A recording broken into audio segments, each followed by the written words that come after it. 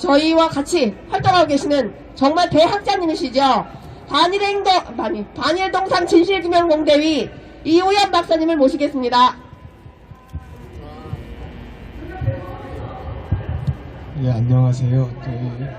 우리 사회자님이나 김병훈 소장님처럼 말을 잘 못해서 요즘 참 그것이 안타깝습니다.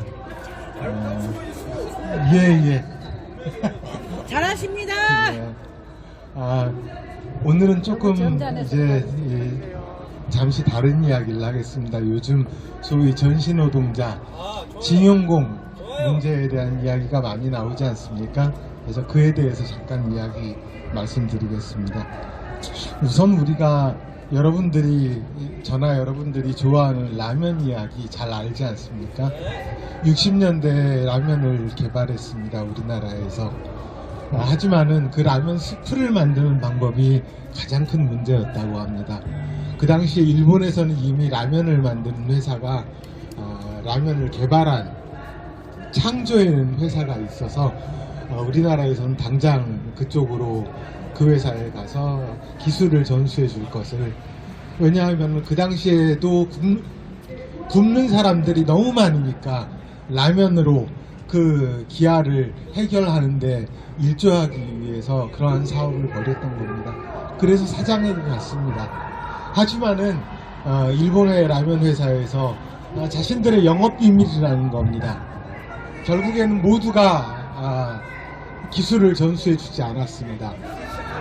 그래서 우리나라 삼양 회장이지요. 지금은 회장이고 그 당시에 사장은 어깨가 축 늘어져 가지고 도쿄 하네다 공항을 빠져나오려고 하는 비행기를 타는 직전에 일본 라면 회사 회장이 직접 나왔더랍니다. 그리고 한 장을 쥐어줬답니다. 레시피였죠. 그 덕으로 우리나라에서 라면이 시작되었습니다. 70년대에도 또 재밌는 일이 있었습니다. 우리가 잘 아는 포항제철, 물론 그 포항제철을 만드는 데는 일본이 우리에게 경제협력 자금으로 지급한 3억 달러 중에 상당한 부분이 약 7천억 불이 거기에 들어갔습니다. 하지만 포항제철을 만든다고 했을 때 세계의 모든 경제학자들이 반대했습니다. 너희들 주제에 무슨 제철 회사냐 했던 거지요. 당장 세계은행에서 반대했습니다. 세계은행에서 반대하는데 한국이 제철 회사를 만드는데 세계은행이 반대했고, 그런 상황에서 만약에 우리나라가 포항제철이 제철을 하는 것을 다른 나라가 도와준다면 세계은행으로부터 불이익을 받습니다. 소위 특별인출권이라는 여차하면은 달러를 빌려 쓸 수 있는 권리가 있는데 그 권리의 행사를 제약받을 수 있었던 겁니다. 해서 다른 어떤 나라도, 미국도, 유럽의 어느 나라도 포항제철에게 제철 회사를 만드는, 제철 공장을 만드는 기술을 주려 하지 않았습니다. 해서 역시 포항제철 측에서 일본에 또 기댔습니다. 그 당시에 일본의 가장 큰 제철 회사가 전 세계에서 가장 큰 제철 회사였습니다. 그 회사 이름이 뭔지 압니까? 일본제철입니다. 바로 2018년에 4명의 한국인 원고가 대법원에 가서 1억 원씩을 달라고 소송을 벌여서 지금 이 사단이 나고 있는 그 문제의 강제징용 판결이 나온 것이 바로 일본제철을 상대로 해서 재판을 벌인 겁니다. 이런 걸 배은망덕이라고 하지 않고 뭐를 배은망덕이라고 하겠습니까? 또 70년대에 하나의 빅 이벤트가 있었습니다.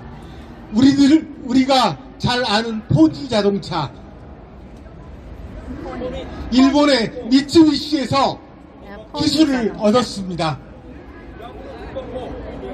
그런데 지금 15명에게 한국 정부가 포항제철을 포함해서 한국의 기업들이 15명에게 소위 강제징용이라고 해서 정신대, 근로 정신대라고 해서 40억 원을 15명에게 나눠준다고 합니다. 미쳤다. 일본에서? 그 15명 중에 절반이 바로 세금 어디 함부로 그렇게 써. 미쯔비시에 다녀온 사람들입니다. 미쯔비시에 1억에서 2억 원을 요구했던 사람들입니다. 이것도 배은망덕이 아니면 뭐가 배은망덕입니까? 국민 세금 축내지 마라. 1939년 9월부터 1945년까지 72만 4천 명이 일본으로 가서 일을 했습니다. 소위 전시 동원이었습니다. 그 중에서 20만 명이 소위 징용으로 갔습니다. 징용이라고 해서 질질 끌고 가는 거 아닙니다. 대략 2주간의 절차가 필요했습니다. 먼저 징용영장이 나오고 그것을 가족이나 본인이 직접 그 징용영장을 수령, 영수해야 합니다. 그리고 정해진 곳에 가서 신체검사, 적성검사를 받습니다. 그 뒤에는 예를 들어서 영등포 구청으로 모입니다. 모여서 또 환송회를 벌입니다.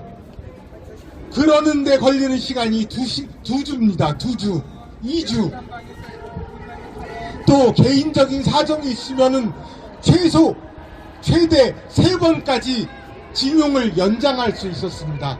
다시 말해서 인간을 납치하는 노예를 사냥하는 것과 같은 강제징용은 노예 사냥은 없었다는 말입니다. 그 나머지 72만 4천 명 중에서 징용으로 간 20만 명을 제외한 그 나머지는 어떻게 갔을까요? 회사에서 일본의 탄광회사가 일본의 군수공장이 조선으로 사람을 모으러 옵니다. 해서 장터에 나가서 북치고 장구치고 사람을 모집합니다. 전단지 찌라시를 뿌립니다.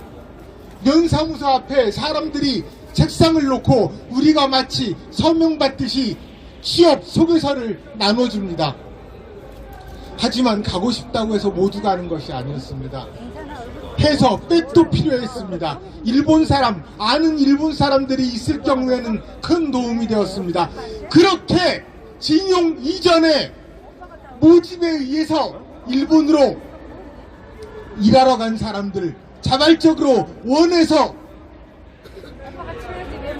적극적으로 일본으로 간 사람들, 그들의 대표적인 예가 바로 2018년 신일본제철을 상대로, 지금의 일본제철을 상대로 재판을 벌인 그 4명이 바로 그렇게 모집으로 일본에 갔습니다.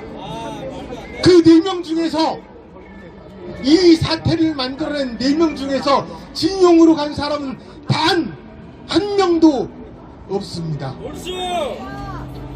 어이가 없어.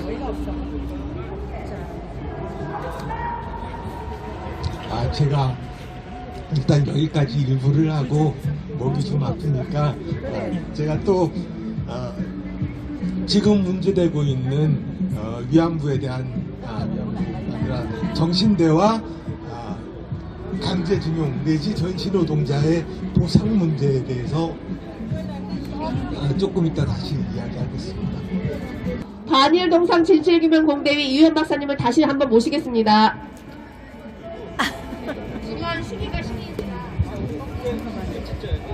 돈 문제 이야기를 더 조금 하겠습니다. 윤미향 의원 참 더러운 세상입니다. 어떻게 저 윤미향 씨에게 의원이라는 말을 붙여서 호칭해야 되는지 참으로 이제 그냥 윤미향이라고 하면 돼. 저 윤미향이 정대협에서 지금의 정의원에서 일을 하기 시작한 것이 1994년경이라고 합니다. 그때부터 일을 시작한 거죠. 한신대라면 여러분들 아시는 것처럼 그야말로 가장 극렬하게 데모를 하던 곳입니다. 거기에서 그야말로 진흙에서 부르던 사람이 정대협에 들어왔습니다. 돈 이야기. 2015년부터 2019년까지 정대협이, 정의원이 2015년부터 19년까지 국민으로부터 모금한 돈이 얼마인지 압니까? 47억 원입니다. 그 국민들이 왜 47억 원을 모금해 줬겠습니까? 그렇죠. 불쌍한 소위 할머니. 저는 할머니라는 말을 쓰는 게 참 싫어요. 왜냐하면은 할머니라고 하면은 마치 우리 그렇죠. 우리 친척, 인척, 친인척이 되는 것처럼 그런 그렇죠. 친근감을 주고 가까운 혈족인 느낌을 줍니다. 여하튼 그 할머니들, 그 불쌍한 사람들에게 돈이 갈 것이라고 생각하고 국민들은 돈을 낸 겁니다. 소위 코 묻은 초등학생의 주머니까지 털어서 100원짜리 동전까지 1000원짜리 지폐까지 들어갔습니다. 그런데 그 중에서 47억 원 중에서 위안부들에게, 전 위안부들에게, 옛 위안부들에게 들어간 그들에게 준 돈이 얼마인지 아십니까?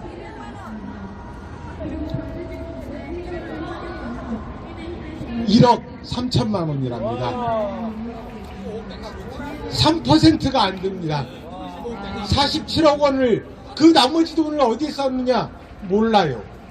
지금 제 이야기는 제가 하는 이야기가 아니라 국세청 홈페이지에 나오는 이야기예요.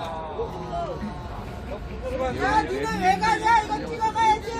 최소한 그 돈으로 마이크 사고, 초등학생들 집회에 동원했을 때 자리 깔아주기 위해서 방석 사고, 스피커 사고, 외국으로 데모하러 다니고, 또 때로는 윤미향이 소고기가 먹고 싶을 때 또는 마사지를 받고 싶을 때도 썼겠지요.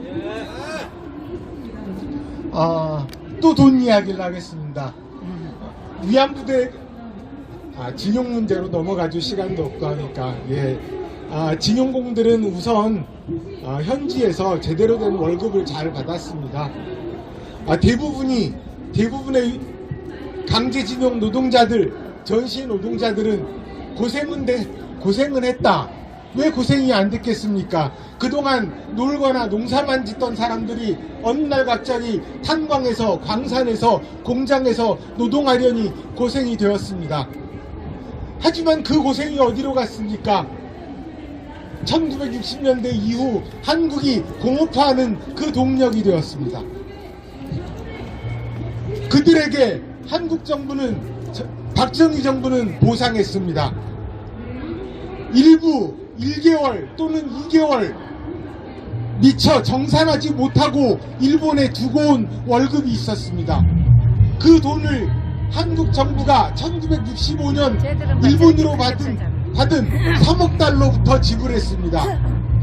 사망한 분들에게는 그 당시 돈으로 30만 원씩을 지불했습니다. 첫 번째 일본에서 받은 겁니다. 두 번째 사망자에 대해서 보상이 되었습니다.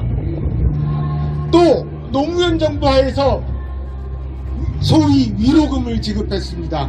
그 당시에 사망자에게 2천만 원, 부상자에게는 부상 정도에 따라서 2천만 원에서 부상 정도에 따라서 차등 지급했습니다.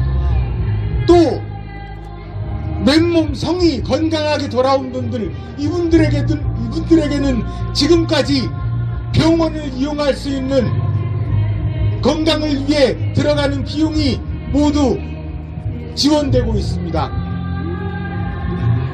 죽은 자에게는 세 번째, 산 자에게는 두 번째입니다. 그런데 또 지금 이번에 지급하겠다고 합니다. 사망자에게는 1억 내지 2억, 또 생존자에게는, 부상자에게는 그만한 돈이 들어가겠지요. 지금 이미 재판을 통해서 일본 기업을 상대로 제소해 놓은 사람이 1,500명이라고 합니다. 이 사람들에게 1억 원씩만 지급해도 얼마입니까? 1,500억 원입니다. 아까 말씀드린 노무현 정부 하에서 생존자, 사망자에게 지급했을 때 거기에 소요된 금액이 얼마인지 압니까? 국민의 세금 7천억 원이 들어갔습니다. 그 숫자가 몇 명인지 압니까? 73만 명입니다. 7만 3천 명입니다. 다시 말해서 일본으로 노동하러 간 사람이 73만 명이고 그 중에 10분의 1인 7만 3천 명이 지난 노무현 정부 하에서 지원을 받은 겁니다. 그런데 그 사람들이 모두 이번에 또 소송을 한다고 합시다. 그 유족들이 소송 안 하겠습니까? 살아있다면 소송 안 하겠습니까? 그러면 그들에게 또 1억 원씩만 준다고 합시다. 얼마인지 아십니까? 7조 3천억 원입니다. 만약에 그 2배가 정부에 또 돈을 요구한다면 그 돈이 15조가 되는 겁니다. 일은 한 번 하고 돈은 죽은 자는 3번, 산 자는 4번을 받습니다. 이러니 일본인들에게 우리가 조롱받지 않겠습니까? 잘 생각해보고 우리 어떻게 할지 이후 같이 행동했으면 좋겠습니다. 예, 이상입니다. 예. 네, 귀한 말씀 정말 감사합니다. 네, 남나